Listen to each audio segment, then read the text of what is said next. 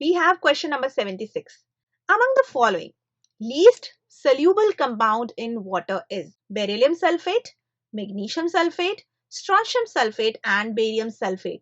And if I talk about the sulfates of alkaline earth metal, which are given here, beryllium, magnesium, strontium and barium, these all are alkaline earth metal. And among the sulfates of alkaline earth metal, if you move down the group, the solubility decreases. So if I arrange them in the order of decreasing solubility in water, so it would be MgSO4, then SrSO4, and there would be BaSO4 also. So here is, this is the order of decreasing solubility in water. This would be the order. And yes, that's why option 4 is the correct one. After this, question number 77 I have. Question number 77. Select the correct statement regarding the solution of liquid ammonia containing alkali metal. What happens when metal is present? Metal is alkali metal that's present in liquid ammonia. So there is a reaction that's taking place that can be represented. We're talking about alkali metal, so we can represent it as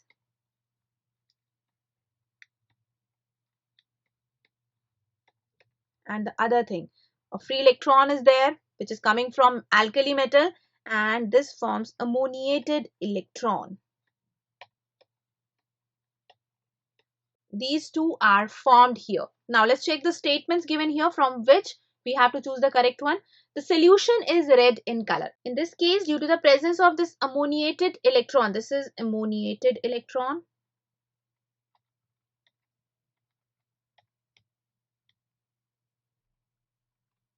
And due to its presence, the color of the solution is blue, not red. And this statement is wrong. Next is the electrical conductivity of the solution is due to ammoniated cation only. This is also wrong because it is due to ammoniated electron also. The color of the solution is due to ammoniated electrons. Yes, it's correct one. The color is blue due to the ammoniated electron. Then the solution is diamagnetic in nature. This solution is paramagnetic in nature due to the presence of unpaired electron. And that's why this statement is also wrong. Which statement is correct? Definitely statement 3, correct statement for this particular question. I hope this question is clear to you. Let's take next one.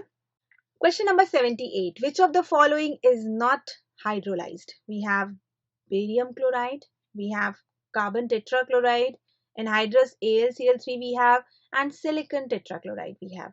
We need to just find out that compound which is not hydrolyzed. So one thing I just want to make clear here, that if I talk about the hydrolysis process for the chlorides, in that case definitely the central atom should have D or P orbital, empty D or P orbital for the hydrolysis process. So if I talk about BCl3, it has empty p orbital. Hydrolysis is possible in this case. In case of anhydrous AlCl3, that's also possible. For SiCl4, it is also possible. But if I talk about the CCl4, carbon is there, it does not have empty p orbital. So it does not hydrolyze. And that's why the answer for this question is option 2. Let's take next question. Now question number 79. Phenomenon of dissolution of lead in ordinary water containing dissolved oxygen is known as. We have different options given here. Plumbo's solvency, efflorescence, liquation and pickling. There are 4 processes which are given. So if I talk about the dissolution of lead in ordinary water, that's H2O, containing dissolved oxygen, that's O2, and there's the formation of lead hydroxide in this way. And this lead hydroxide is actually present there in the solution in the form of ions, Pb2 plus ions and hydroxide ion. So this is actually the process of Plumbo solvency. And this is the process, that's why this option 1 is the correct option. And the answer that you can choose here is option 1 also.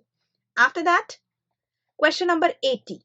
the number of 3 center 2 electron bonds present in diborane molecule, a very well known molecule, diborane.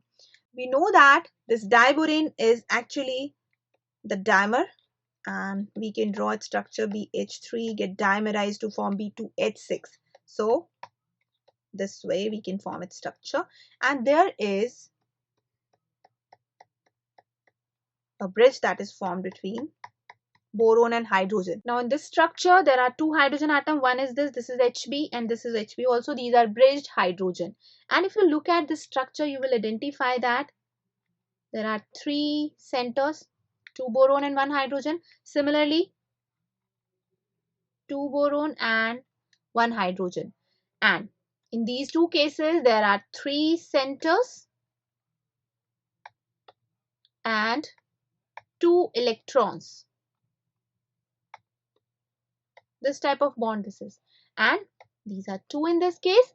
That's why the number of 3 center 2 electron bonds present in diborane molecule is 2. And that's why the correct option for this particular case is option 2. I hope this question is also clear to you. Let's take next question.